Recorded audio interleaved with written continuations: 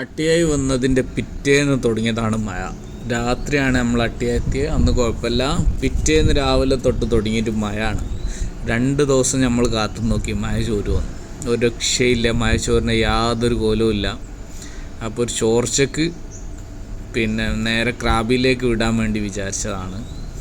അപ്പോൾ പോകുന്ന വഴിക്ക് മഴ പെയ്തപ്പോൾ ഞാൻ ഈ സൈക്കിൾ ഷോപ്പിൻ്റെ മുമ്പിൽ നിൽക്കുകയാണ്. ഇയാളൊരു സ്റ്റൂളൊക്കെ ഇട്ട് ഇവിടെ ഇരുന്നോന്ന് പറഞ്ഞു.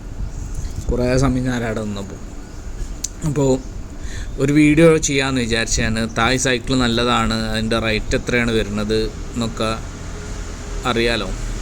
അപ്പോൾ ഒരു വീഡിയോ ചെയ്യാമെന്ന് വിചാരിച്ച് ഞാൻ നിന്നെ കുറഞ്ഞ സമയം കൊണ്ട് ഞാൻ ചെറിയൊരു വീഡിയോ എടുത്തു.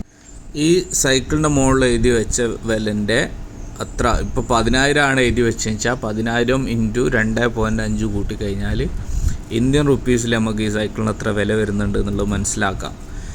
സൈക്കിളുമായിട്ട് ബന്ധപ്പെട്ട എല്ലാ സാധനങ്ങളും, അതിൻ്റെ പാർട്സ്, ഡ്രസ്സ് മൊത്തം ഈ ഷോപ്പിലുണ്ട്.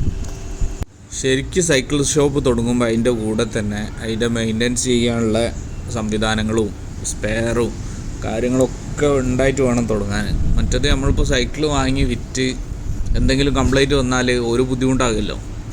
അപ്പോൾ നമ്മൾ വിൽക്കുന്ന സാധനത്തിൻ്റെ എല്ലാ പാർട്സും കാര്യങ്ങളൊക്കെ നമ്മളെടുത്ത് വേണം.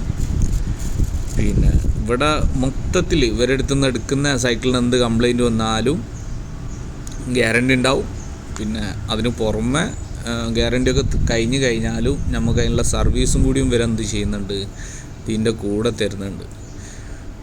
നമ്മളെ നാട്ടിലേക്ക് ഒരുപാട് ആൾക്കാർ തായ്ലാൻഡിൻ്റെ സൈക്കിൾ നല്ല എന്നുള്ള അഭിപ്രായം കൊണ്ട് ഇമ്പോർട്ട് ചെയ്യുന്നവരുണ്ട്. തായ് സൈക്കിളിൻ്റെ ഫാൻസ് നമ്മളെ നാട്ടിൽ കുറേ ഉണ്ട്. കാരണം ഞങ്ങളൊരു ക്ലബ്ബിൽ കുറേ ആൾക്കാർ പറയുന്നത് ഞാൻ കേട്ടിട്ടുണ്ട്. തായ് സൈക്കിൾ നല്ലതാണ്, തായ്ലാൻഡിൽ നിന്ന് എടുക്കണം സൈക്കിൾ എന്നൊക്കെ പറയുന്നതൊക്കെ ഞാൻ ഒരുപാട് കേട്ടിട്ടുണ്ട്. സൈക്കിളിന് തായ്ലാൻഡിൽ വില കുറവാണ്, പറ്റ കുറവാണ് എന്നൊക്കെയാണ് നാട്ടിൽ നിന്ന് കേട്ടത്. ഇവിടെ വന്ന് സൈക്കിളിൻ്റെ വില നോക്കിയപ്പോൾ അത്ര വലിയ കുറവൊന്നുമില്ല.